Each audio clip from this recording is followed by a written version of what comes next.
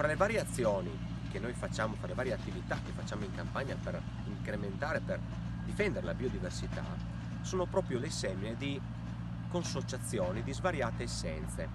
Questa semina ci permette di ottenere svariati obiettivi in base alle nostre necessità, quindi andiamo a fare uno studio mirato proprio sulla consociazione e sulle essenze che noi andiamo a seminare.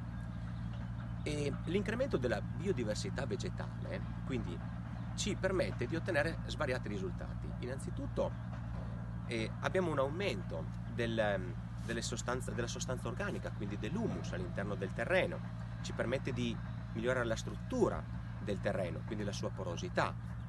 Quindi tutte queste componenti ci permettono di aumentare la fertilità naturale del suolo e quindi di ridurre e anche di eliminare quasi completamente l'utilizzo dei concimi minerali.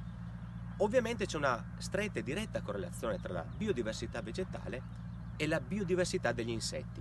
Questo perché? Perché all'interno delle nostre consociazioni che noi andiamo a progettare abbiamo svariate fioriture con tipologie di fiori diversi, ma soprattutto prolungate nel periodo vegetativo, quindi dalla primavera all'estate. Noi tutti sappiamo che i fiori producono nettare e polline, di cui i nostri insetti e i nostri organismi utili sono delle fonti di cibo, sono delle fonti di nutrimento fondamentali. Quindi abbiamo questa diretta correlazione tra la biodiversità vegetale e la biodiversità degli insetti e degli organismi utili.